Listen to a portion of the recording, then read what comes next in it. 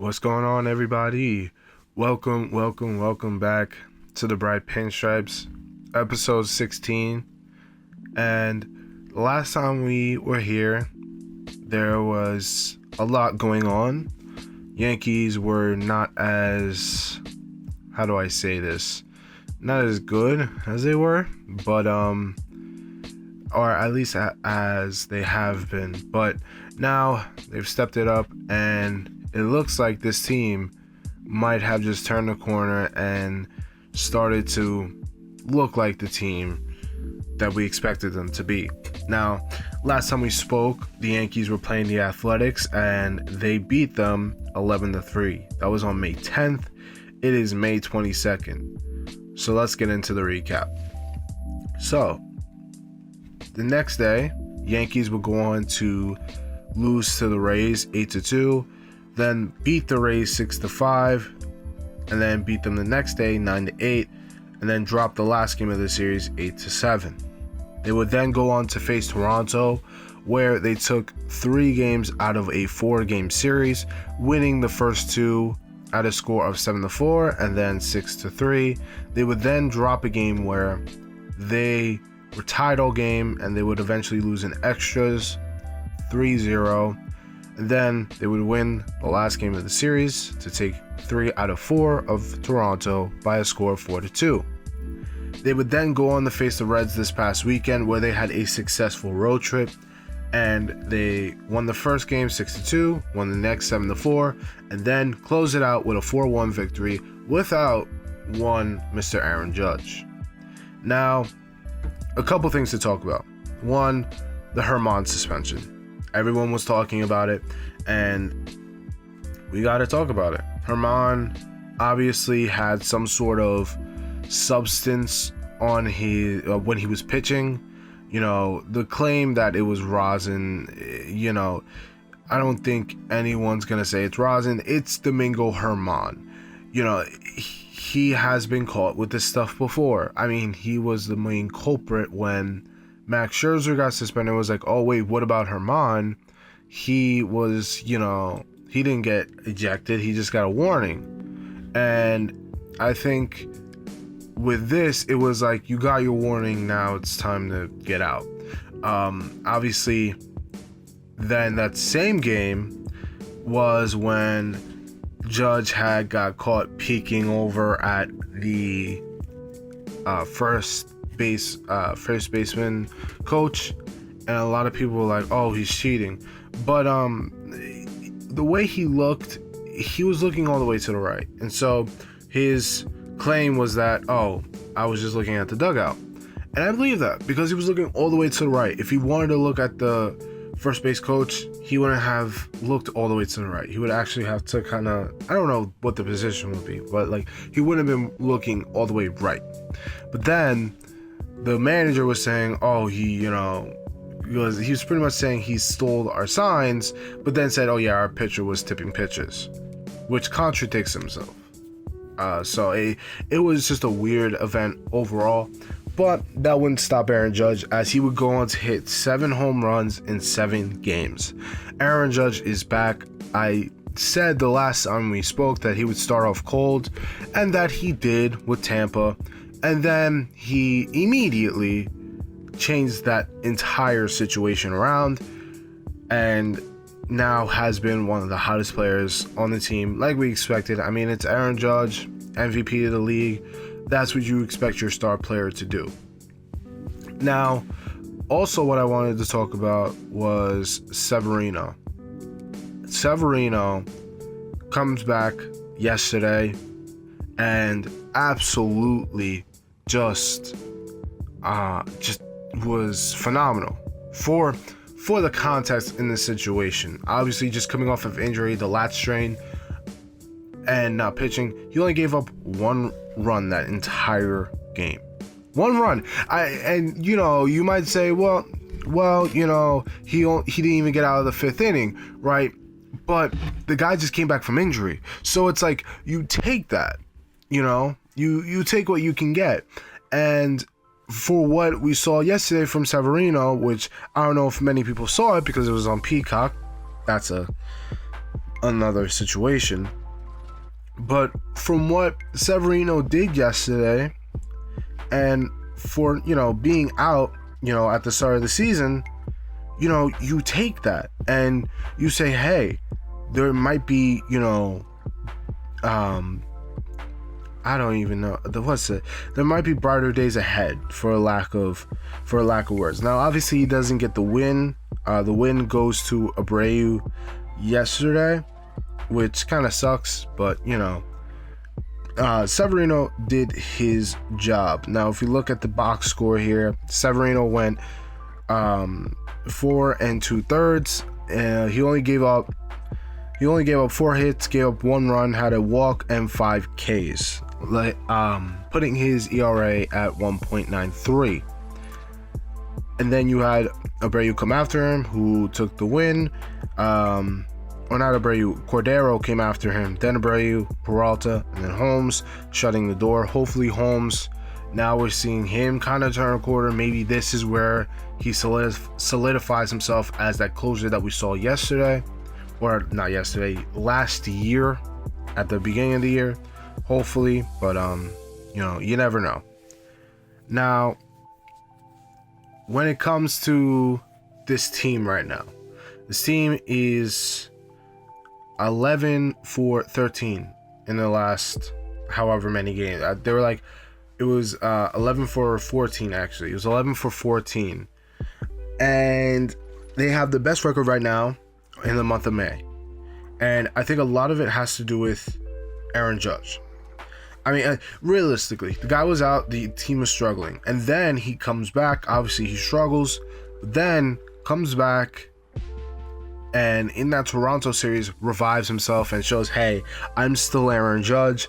And it puts his home run total, even with missing games, his home run total right now, as we speak, I believe is at 12, which is not terrible for missing 10 games, coming back, getting a slow start, and then now, and I get it, or it's not 12, it's actually 13, I was one off. You look at Aaron Judge and you expect him to hit home runs, this is, he's a home run hitter. He had 62 last year. But I think what we need to realize is that Judge is so much more valuable in a sense where he's not only a home run hitter, he's just a balanced player.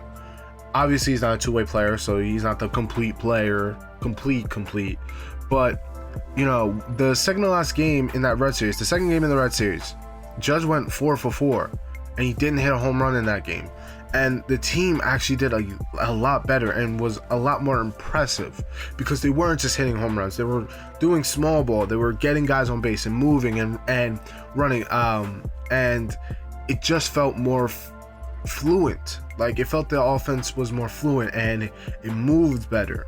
That's what it felt like. And I think that's what the Yankees offense can look like if this team could hit its max potential, because you have guys like Volpe, Greg Allen, who came back, and that we can tie into what happened Saturday.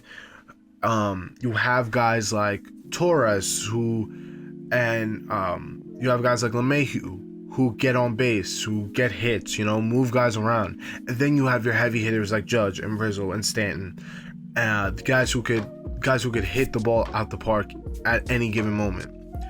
And it's really what this team needs. And when you look at this team, and I forgot about Bader. Bader's another guy who can run, but also showing off power that we haven't seen from Harrison Bader. This team can really be something special if they can just put it together. And I'm not talking about putting it together in a month or 2 months. I'm saying put it together in October. If this team won 95 games and wins the World Series, I'd be happy. Obviously, we're ways away from that. But still, if this team could they don't have to win 100 games. If they do, great. But they need to put it together in October, because that's what we saw last year. They won 99 games, right? Great regular season. And what happened? They just spun out in October. They spun out in the ALCS, getting swept. So, Yankees could really put this together. Team looks really good right now. You know, you get Stanton back, you get Rodon into this rotation. You know, you get your bullpen pieces back like Loizaga and Tommy Kahnle.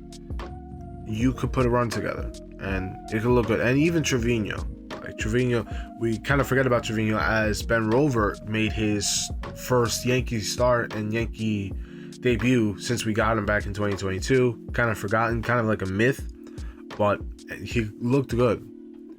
Now, obviously, the player that we have to talk about is Aaron Hicks.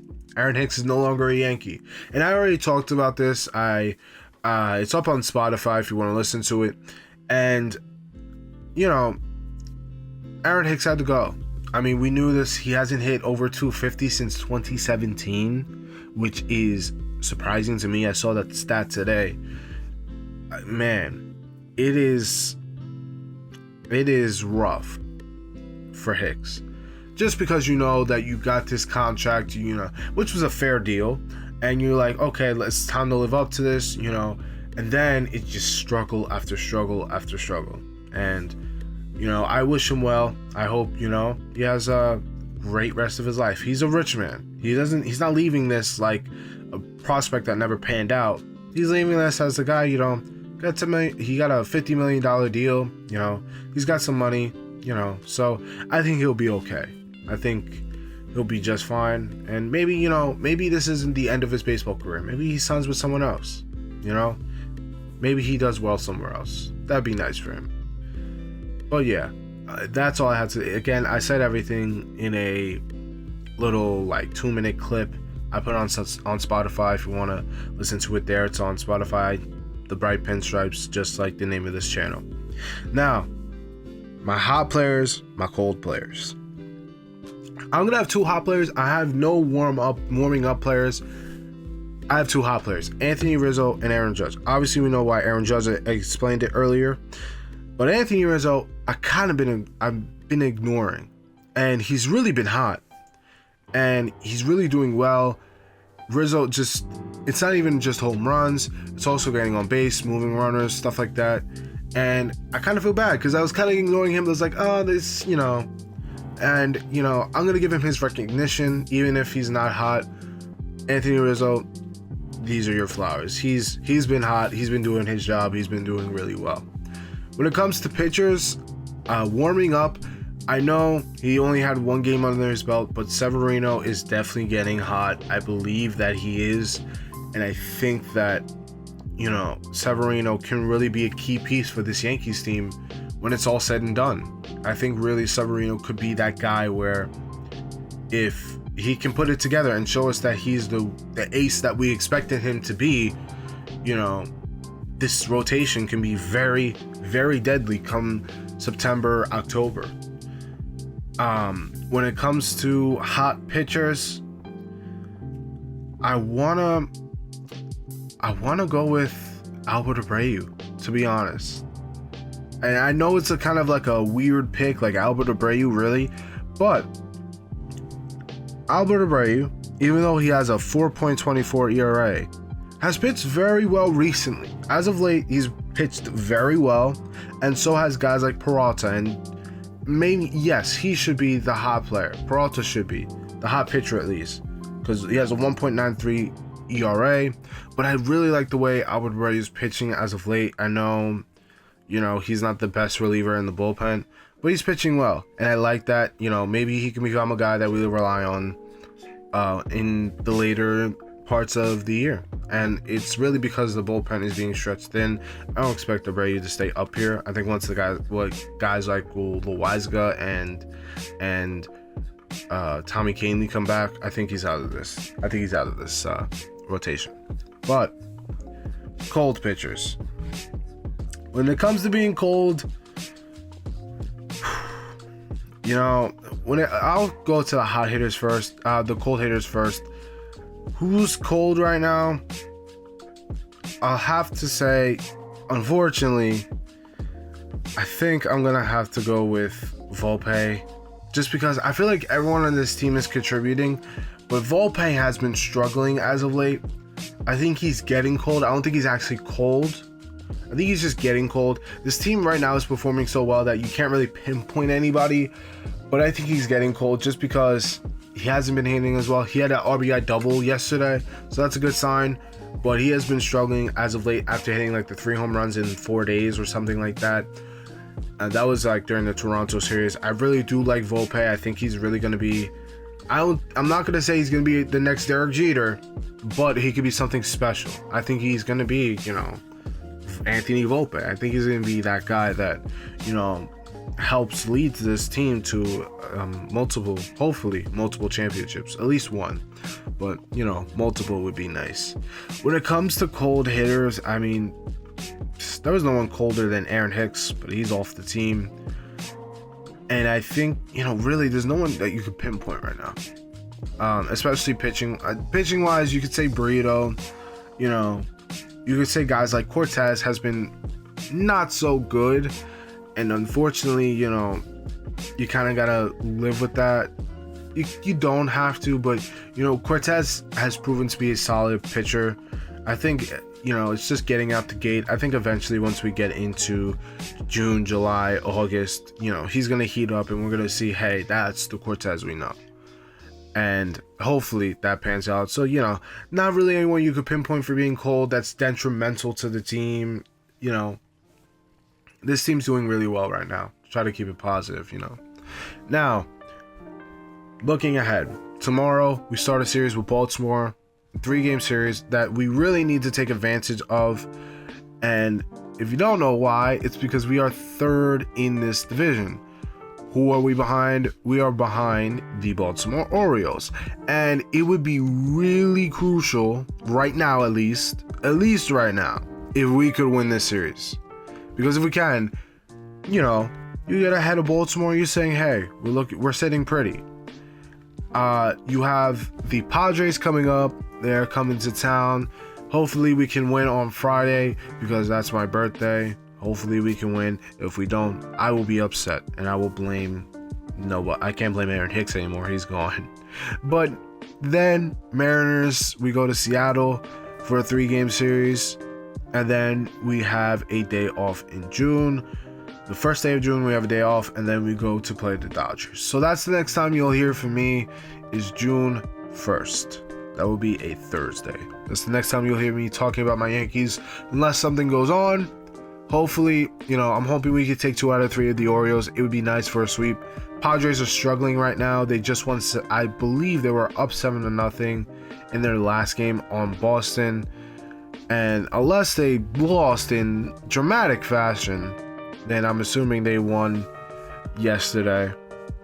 But yeah, I'm hoping to take 2 out of 3 of the Padres. They are struggling, so sweep would be nice. But you can never ask too much. As they won 7-0 yesterday against Boston, but hopefully a sweep would be nice. Then Mariners, I say we take 2 again. I think this is a 2 out of 3. I think, with the Yankees being hot, this is a potential sweep, but I'm not going to say they're going to sweep. But yeah, that's episode 16 for you. Like and subscribe. Thank you for listening. Thank you for watching. And as always, peace.